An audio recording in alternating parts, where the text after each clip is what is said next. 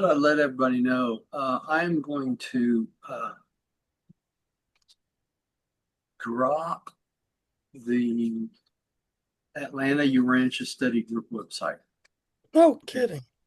Yeah, I'm just going to leave the fifth epical because it's coming up for renewal again. And honestly, all these fees on everything's killing me, So I'm just going to drop one of them, leave the other websites. But it's the same thing. Same exact information, and so it's just silly for me to keep both of them going, and the expense of keeping both of them going is really horrendous. So I'm going to drop one of them and leave the other one. So let y'all know if you go out the Atlanta Urantia Study Group, it won't be there probably after this week, but the Fifth Epical Revelation Fellowship will be there. That's fine. That makes good sense. Yeah, just trying to save a little buck of hose. Do you want to try and post that on that site for people to look for you on the Fifth Epochal site? No, because when the renewal comes up, they just renew it. I just have to shut it down. So, but most of the people that's following us know that there's two of them. So, okay, I'm just going to drop it. I might go out there and post it in the morning and leave it till like Friday or the next week. Put it across the top. This website will be changing to Fifth Epical, and just leave it for 3 or 4 days for people to go out there, type of thing. But there's tons and tons of that's the endoscopy place asking how I'm doing fine. They're really good at following up. Take care of the rest of it later. Okay, y'all. So we're on paper 136, section 7, baptism in the 40 days. And section 7 is the third decision. That's on page 1519 of the original book, or paper 136, 7.1. The rest of them. Let me change the slide here. And if y'all don't mind, I'm going to let everybody else read tonight because I'm a little hoarse and I'm going to save my voice for the comments. Okay. So, Darren, would you take the first one?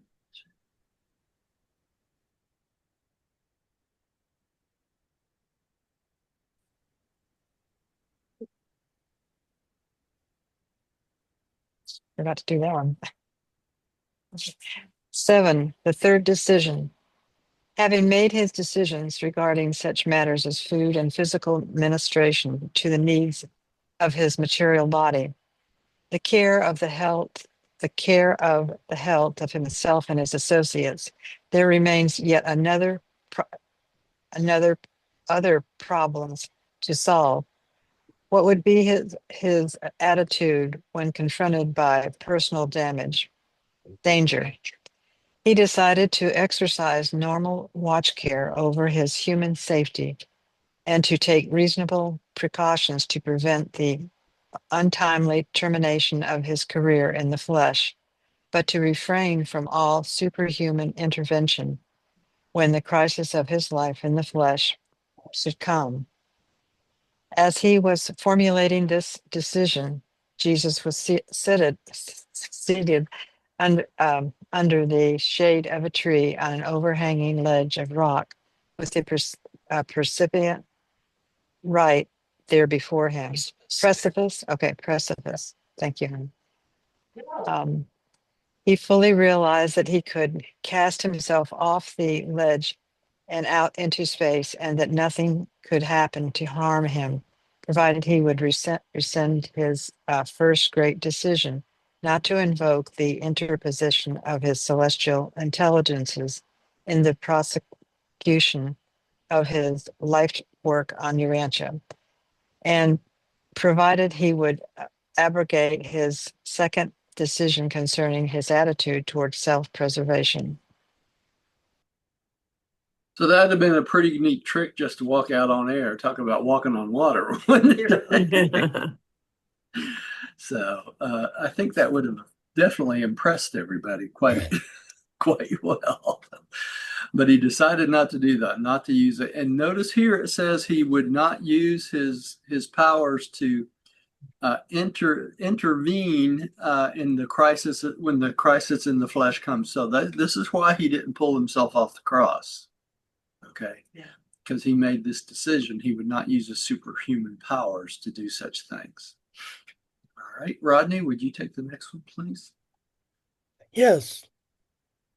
Jesus knew his fellow countrymen were expecting a Messiah who would be above natural law. Well, had he been taught that scripture, there shall no evil befall you, neither shall any plague come near your dwelling, for he shall give his angels charge over you to keep you in all your ways. They shall bear you up in their hands, lest you dash your foot against a stone.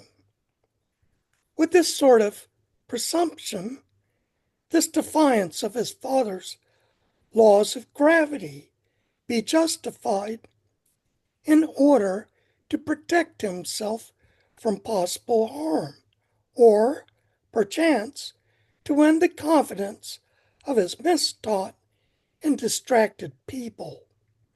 But such a course, however gratifying to the sign-seeking Jews, would be not a revelation of his Father, but a questionable trifling with the established laws of the universe of universes.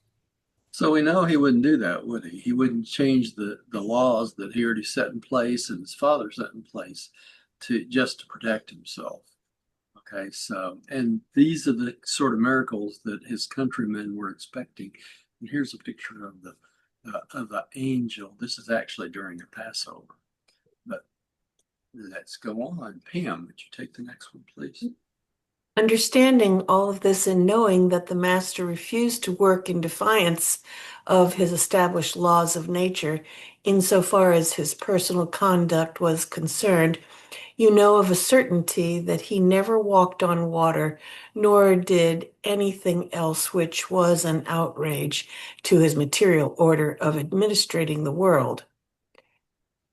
Always, of course, bearing in mind that there had as yet been found no way whereby he could be wholly delivered from the lack of control over the element of time in connection with those matters put under the jurisdiction of the personalized adjuster. Okay, there you go, Gary. Guess he didn't walk on water, did he? That's why my sandals got wet. Yeah. So he didn't do these things because that would be against the Father's will, and that's why he put everything in the charge of his personalized adjuster to make sure that did not happen. Right. All right. Diane, would you take the next one, please, too? You want me to read or? Oh, sorry, I Yeah. skipped over Gary. I know it's not my usual length, but you know. Yeah, it was a short paragraph. I didn't want to overburden you, Gary. Go ahead. They want to get me used to easy, huh? That's right. Okay. Throughout this entire earth life, Jesus was consistently loyal to this decision. No matter whether the Pharisees taunted him for a sign or for the watchers at Calvary dared him to come down from the cross, he steadfastly adhered to this decision of this hour on the hillside. And there it is. That's why he didn't pull himself down from the cross, did he? All right. You get another long one. Oh, well, good practice. 8, the fourth decision. The next great problem with which the God-man wrestled, and which he presently decided to in accordance with the will of the Father in heaven, concerned the question as to whether or not any of his superhuman powers should be employed for the purpose of attracting the attention and winning the adherence of his fellow men? Should he in any manner lend his universe powers to the gratification of the Jewish hankering for the spectacular and the marvelous? He decided that he should not. He settled upon a policy of procedure which eliminated all such practices as the method of bringing this mission to the notice of men. And he constantly lived up to this great decision, even when he permitted the manifestation of numerous time-shortening ministrations of mercy. He almost invariably admonished the recipients of his healing ministry to tell no man about the benefits they had received. And always did he refuse the taunting challenge of his enemies to show us a sign in proof and demonstration of his divinity.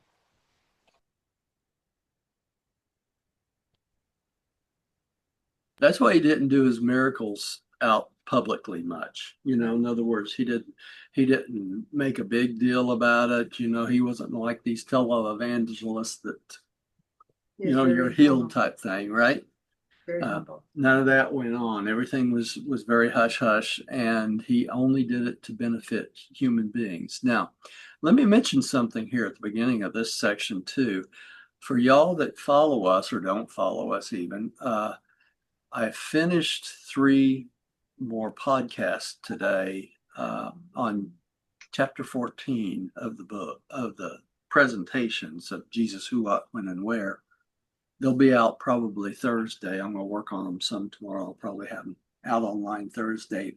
But one of the things I talk about in these podcasts, I actually just write the podcast. One of them I speak in, the other 2 I use AI to put voices on and stuff. But I write the text for it. So, but anyway, the podcasts themselves talk about the miracleness of what we consider the rapture. Okay. And this is one of the things I wanted to mention at the beginning of this book. This chapter, this section, is the fact that we know that God and Jesus don't do things in flashy, miraculous manners, do they? So our interpretation of the rapture has been wrong since John wrote the book of Revelation. Okay. And so if you want to find out more about that, go out and watch any of the 3 podcasts, because I discuss it in all 3 of the texts of the podcasts. So it'll be very informative to you. But this is a perfect example of how Jesus chooses to do things on a very nonchalant manner. He doesn't go out there and become flashy and all this other things, which he could have done. Being the creator of a local universe, he could have done miraculous things beyond human imagination. But one of his decisions to finish off his ministry on this earth was not to do that. So he didn't want to give in to that. I wanted to mention that here, right? Rodney, would you take the next one? Yes, and I think I should comment that although he told someone he healed not to tell any other man, Yeah. most of them did. Most of them, that's the first thing they did, didn't they, Rodney? Oh. They ran out and had to tell everybody and anybody Whole that would town. listen. Really, it really would. All right. Okay, Jesus very wisely foresaw that the working of miracles and the execution of wonders would call forth only outward allegiance by overawing the material mind. Such performances would not reveal God nor save men. He refused to become a mere wonder worker. He resolved to become occupied with but a single task, the establishment of the kingdom of heaven. Now, notice here they mention the overawing the material mind. This is the same reason that the midwayers and your angels and all these other celestial beings do not appear to you on unless it was some emergency or something the universe wants done, you won't see your guardian angels during your lifetime normally, because this would overawe the material mind. And in that case, most of the time when that happens, these individuals become religious fanatics, okay, because they have seen something outside the normal human range. Now, nowadays, though, you can go out to YouTube and you can just about find anything you can imagine outside the human range, right? So there are things out there that overawe you, some of them true and some of them not. And that's part of the trouble with AI right now is you can imitate anybody and anything and make them say anything whatsoever. So we're getting to the point where we don't know what is real and what is not. So we have to be very attentive and try to discern what in your own mind makes sense to you. Okay. And that goes for even our videos. Okay. So you have to make your own decisions. Pam, would you take the next one? Throughout all this momentous dialogue of Jesus communing with himself, there was present the human element of questioning and near doubting, for Jesus was a man as well as God. It was evident he would never be received by the Jews as the Messiah if he did not work wonders. Besides, if he would consent to do just one unnatural thing, the human mind would know of a certainty that it was in subservience to a truly divine mind. Would it be consistent with the Father's will for the divine mind to make this concession to the doubting nature of the human mind? Jesus decided that it would not, and cited the presence of the personalized adjuster as sufficient proof of divinity in partnership with humanity. So Jesus used the adjuster itself as reason enough not to do these things, these unnatural wonders before human beings, because you have a fragment of God within you to lead you. And in leading you, it helps you make the proper decisions, but the decisions of will are still your own. And if you become overawed at things, then you won't make the decision of your own will. You'll make the decision only because you've been overawed by the divine will of God. Okay, so the whole point is for us to make our own decisions. Does that make sense? Any questions on that? Yeah. All right. Gary, you want to wait till a longer one? Let me think. Go ahead and take it. Okay. Jesus traveled much. He recalled Rome, Alexandria, and Damascus. He knew the methods of the world, how people gained their ends in politics and commerce by compromise and diplomacy.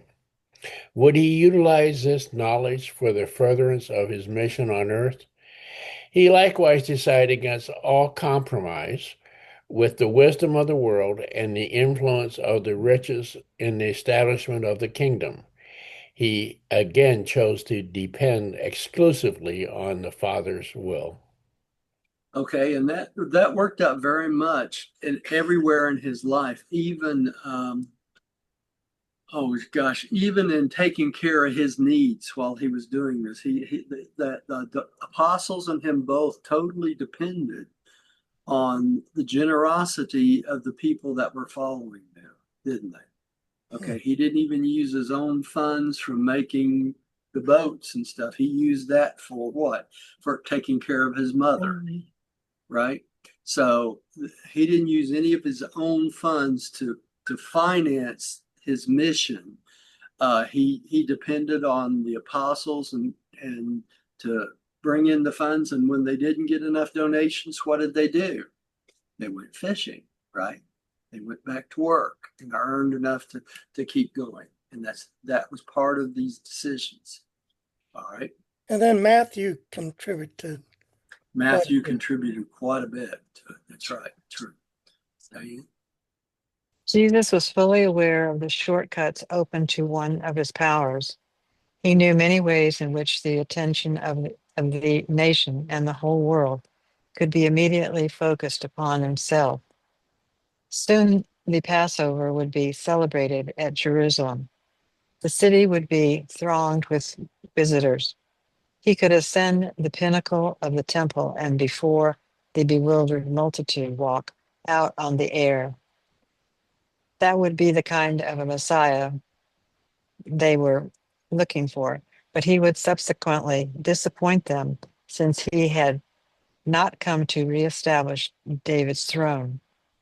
And he knew the futility of the Calagasta method of trying to get ahead of the natural, slow and sure way of accomplishing the divine purpose. Again, the Son of Man bowed obediently to the Father's will, the way, the Father's will. That's right. So he knew he could go to Jerusalem and go up above the temple and make himself visible, and this would convert thousands of people. But it wouldn't be a conversion of their own choice. It would be conversion because they've been overawed, right? And that's not what he wanted. You know, it's kind of funny too, because right now, going out all over the internet, someone, it's probably AI generated. You know, I see so many of these things that it just makes me sick. But that's what's going on over on the internet right now. They have Jesus appearing above the temple and over the Grand Canyon and all these other things. And with a little bit of common sense, you finally figure out, well, it's probably AI. It's probably not Jesus doing this, right? So, you know, there's lots of ways to make people think things are real and they really are not. All right. Rodney, would you take the next one? Yeah, and they tell us quite often the divine way is the slow way. Slow, very slow way, right, Rodney? I mean, everything is slow, you know, even life, you know, even though it's short, it seems to be slow. I can tell you that. When you get closer to the end of life, let me give you a little secret. When you get closer to the end of life and you deal with your parents and that sort of thing, and they're dealing with Alzheimer's and dementia and stuff like that, then you realize that life in that state goes very, very slowly, but even though it really in reality goes fast, you know, but when you're experiencing it, it seems like it never ends, right? So patience, patience, patience. That's all I can say. All right, go ahead, Rodney. Jesus chose to establish the kingdom of heaven in the hearts of mankind by natural, ordinary, difficult, and trying methods. Just such procedures as his earth children must subsequently follow in their work of enlarging and extending that heavenly kingdom. For well did the Son of Man know that it would be through much tribulation that many of the children of all ages would enter into the kingdom. Jesus was now passing through the great test of civilized man. To have power and steadfastly refuse to use it for purely selfish or personal purposes. The work goes slow, doesn't it? And you have to expect it to go slow. That's the way it keeps going on and on. All right, Pam, would you take the next one for us, please? In your consideration of the life and experience of the Son of Man, it should be ever borne in mind that the Son of God was incarnate in the mind of a first century human being, not in the mind of a 20th century or other century mortal. By this, we mean to convey the idea that the human endowments of Jesus were of natural acquirement. He was the product of the hereditary and environmental factors of his time, plus the influence of his training and education. His humanity was genuine, natural, wholly derived from the antecedents of and fostered by the actual intellectual status and social and economic conditions of that day and generation. While in the experience of this God man, there was always the possibility that the divine mind would transcend the human intellect. Nonetheless, when and as his human mind functioned, it did perform as would a true mortal mind under the conditions of the human environment of that day. So what they're trying to tell us is if he would have come in this day, the things he did and said would have been totally different, right? Because it would have been a different day and time. All right, Gary, would you take the next one? Yes.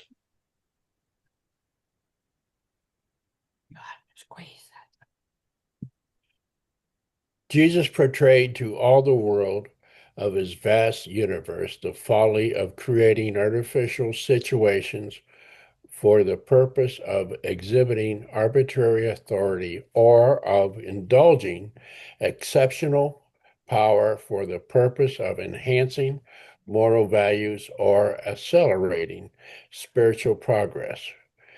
Jesus decided that he would not lend his mission on earth to a repetition of the disappointments of the reign of the Maccabees. He refused to prostitute his divine attributes for the purpose of acquiring on earth popularity or for gaining political prestige. He would not countenance the my eyes are going crop. Countenance the transmutation of divine and creative energy into the natural power or international prestige. Jesus of Nazareth refused to compromise with evil, much less to consort with sin. The Master triumphantly put loyalty to his Father's will above every other earthly and temporal consideration. No exceptions, right? This went on without exception. All right, the fifth decision, Diane. 9. The fifth decision. Having settled such questions of policy as pertain to his individual relations to natural law and spiritual power, he turned his attention to the choice of methods to be employed in the proclamation and establishment of the kingdom of God. John had already begun this work. How might he continue the message? How should he take over John's mission? How should he organize his followers for effective effort and intelligent cooperation? Jesus was now reaching the final decision, which would forbid that he further regard himself as the Jewish Messiah, at least as the Messiah was popularly conceived in that day. So he could not present himself as a Messiah in good conscience, right? Just could not. All right, go ahead, Rodney.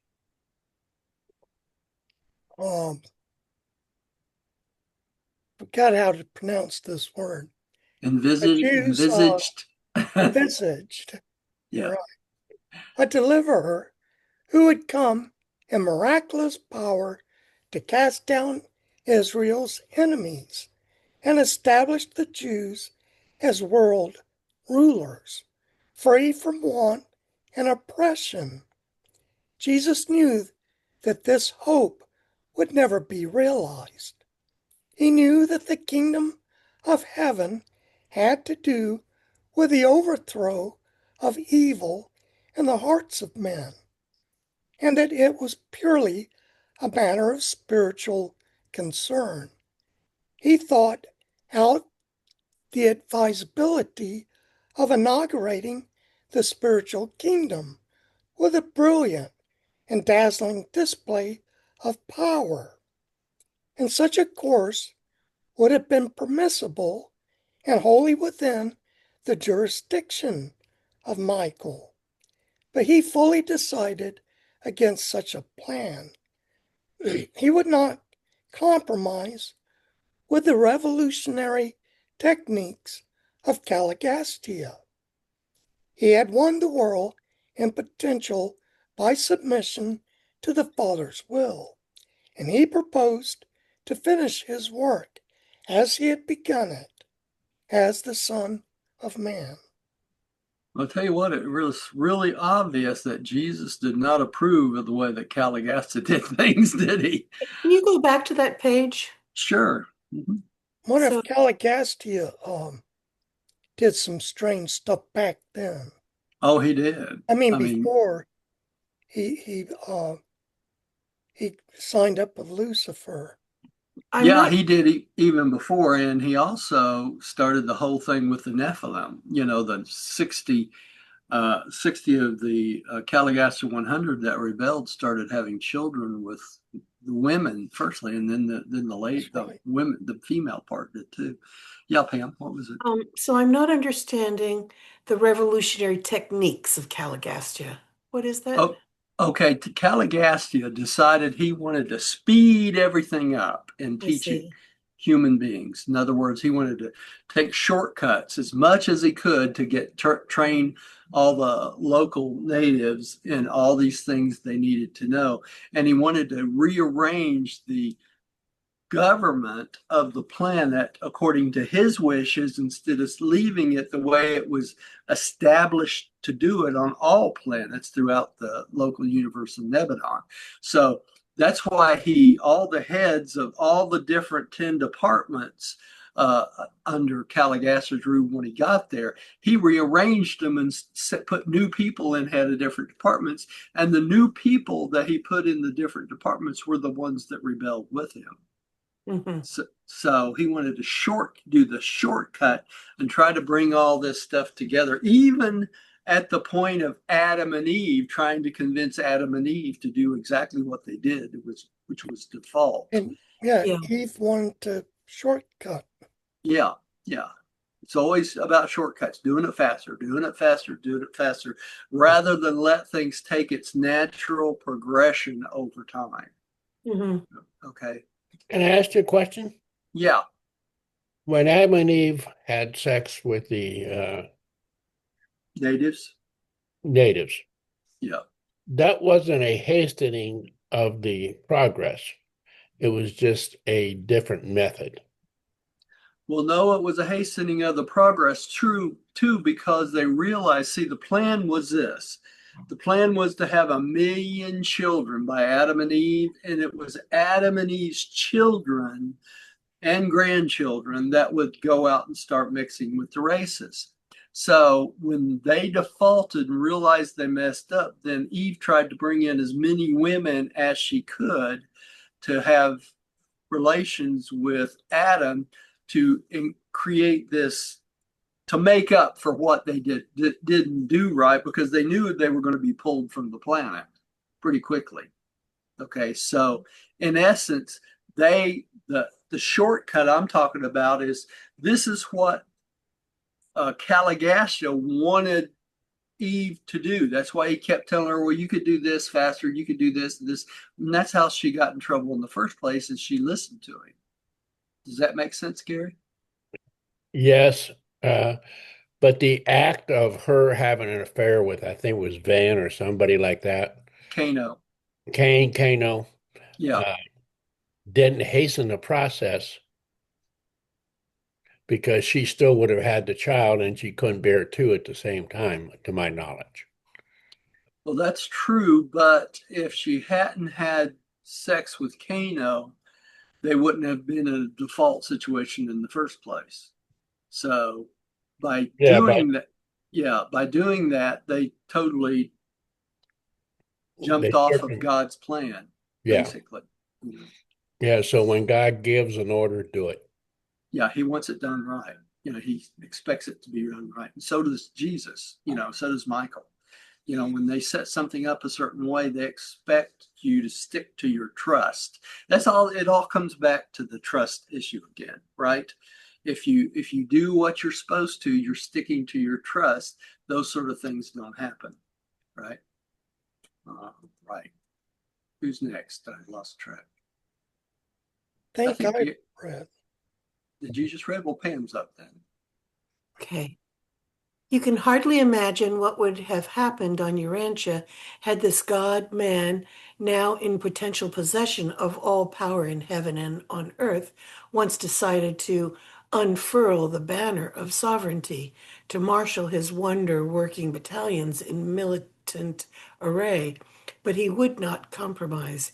He would not serve evil, that the worship of God might presumably be derived therefrom. He would abide by the Father's will. He would proclaim to an onlooking universe, "You shall worship the Lord your God, and him only shall you serve." Let me tell you a little funny story. When I first started reading this book back in 1973, I remember being in the piano lab reading through this whole section and thinking to myself, what would have it hurt for him to, bring himself above the temple and became really popular. Of course, that's my young mind thinking. Now I understand it, but back then I thought, no, that would have really been cool. All right. If he'd have marshaled all the forces of heaven and come down to earth and says, this is the way it is, Yeah. with his legions behind him, he would have not got faith. He'd have got tolerance. He would have got tolerance, and they would have followed him out of pure awe. It would be kind of like if the aliens landed in the front yard of the Capitol, and with technology, everybody would know it now. So we would be overwhelmed with the idea of these aliens being here. It'd be the same principle, right? All right. Gary, would you take the next one? Yes. As the days passed with ever increasing clearness, Jesus perceived what kind of a truth revealer he was to become. He discerned that God's way was not going to be the easy way. He began to realize that the cup of the remainder of his human experience might possibly be bitter, but he decided to drink it. And that was evident on the, right before the crucifixion, wasn't it? If this cup may pass by me, remember that? Mm-hmm. Even his human mind is saying goodbye to the throne of David. Step by step, this human mind follows in the path of the divine. The human mind still asks questions, but unfailingly accepts the divine answers as final rulings in the combined life of living as a man in the world, while all the time submitting unequivocally to the doing of the Father's eternal and divine will.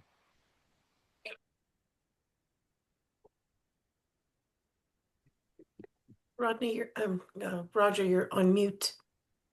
Sorry. I said it always comes back to doing the Father's will. Okay. Mm-hmm. Rodney, would you take the next one? And that's what he desired to teach us too. Yeah. To do the Father's will. Okay. Rome was mistress of the Western world. The Son of Man, now in isolation and achieving these momentous decisions with the host of heaven at his command, represented the last chance of the Jews to attain world dominion. But this earth-born Jew, who possessed such tremendous wisdom and power, declined to use his universe endowments either for the aggrandizement of himself or for the enthronement of his people. He saw, as it were, the kingdoms of this world, and he possessed the power to take them. The Most Highs of Atentia had resigned all these powers into his hands, but he did not want them. The kingdoms of earth were paltry things to interest the creator and ruler of a universe. He had only one objective: the further revelation of God to man the establishment of the kingdom, the rule of the Heavenly Father in the hearts of mankind. So, growing up a Jew, he could have literally handed the Jews the power of the world, couldn't he, in this situation? In other words, he could have enthroned them in the top of all the governments and everything else. And so we would all be Jews right now, literally, if that's what he had done. But he chose not to. He chose the kingdom of God and the kingdom of heaven over all of it, which is pretty amazing. Pam, would you take the next one? The idea of battle, contention, and slaughter was repugnant to Jesus. He would have none of it. He would appear on earth as the Prince of Peace to reveal a God of love. Before his baptism, he had again refused the offer of the Zebedees to lead them in rebellion. Zealots. Yeah, right. To lead them in rebellion against the Roman oppressors. And now he made his final decision regarding those scriptures which his mother had taught him, such as, "The Lord has said to me, You are my son. This day have I begotten you. Ask of me, and I will give you the heathen for your inheritance, and the uttermost parts of the earth for your possession. You shall break them with a rod of iron. You shall dash them in pieces like a potter's vessel." And that was the concept of God that the Jews had as he was growing up, right? And his mother probably read that to him many times. Probably so. Garrett. Okay. Yes, I'm awake. Okay. Okay. Jesus of Nazareth reached the conclusion that such utterances did not refer to him at last, and finally, the human mind of the Son of Man made a clear sweep of all these messianic difficulties and contradictions. Hebrew scriptures, parental training, Shazan, teaching, Jewish expectations, and human ambitious longings. Once and for all, he decided upon his course. He would return to Galilee and quietly begin the proclamation of the kingdom and trust his Father, the personalized adjuster, to work out the details of procedure day by day. See how much he put in the faith of the personalized adjuster once he was personalized, so it was his aid and confidant, wasn't it? All right, Diane. By these decisions, Jesus set a worthy example for every person on every world throughout a vast universe when he refused to apply material tests to prove spiritual problems. When he refused presumptuously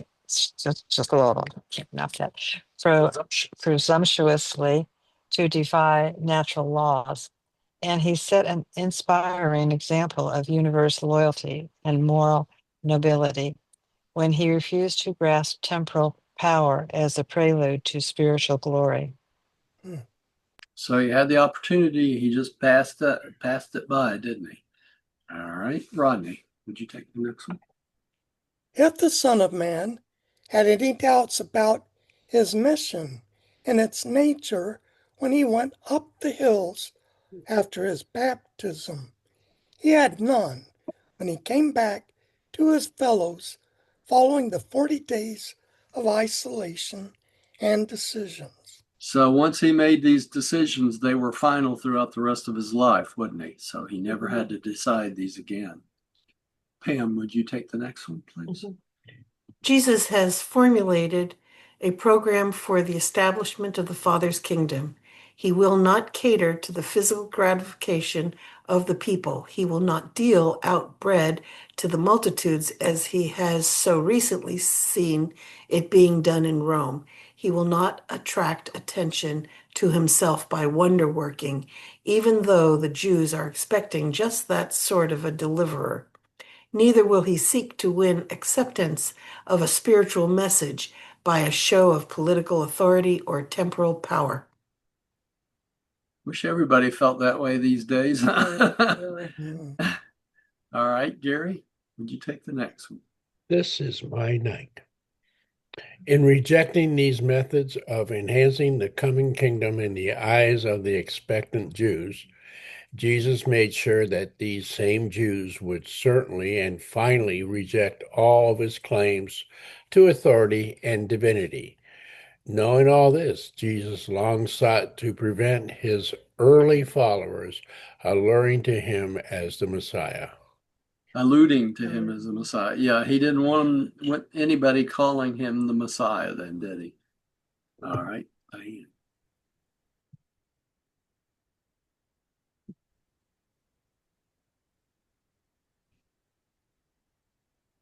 And we'll try that again. Sorry.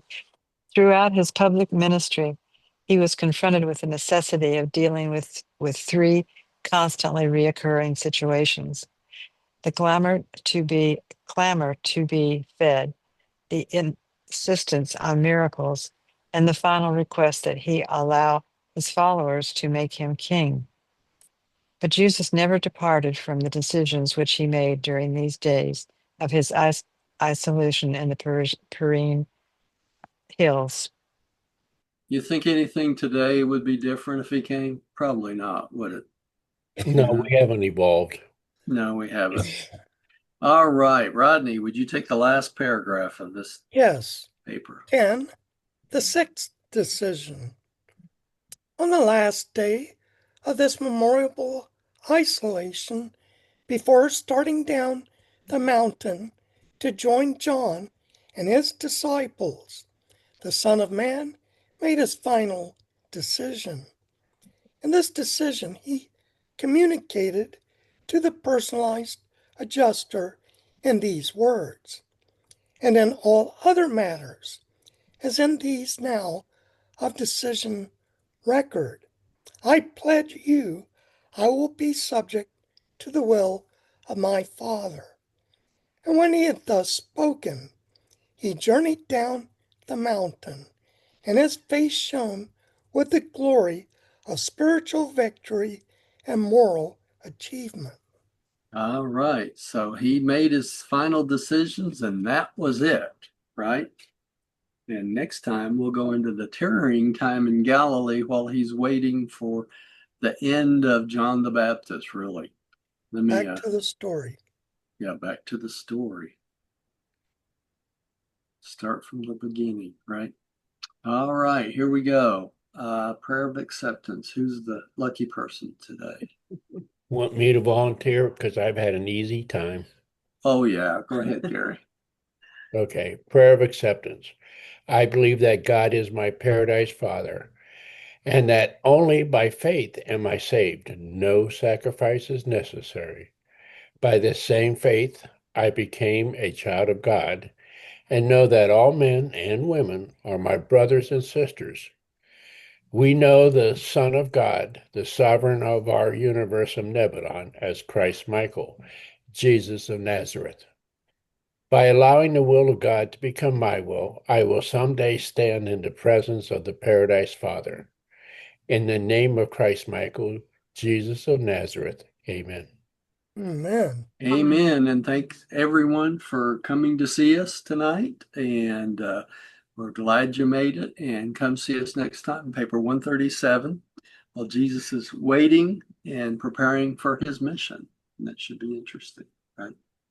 So hope y'all enjoyed this tonight, and we'll see everybody next time. Same time, same station, as they say. Thank you, Roger.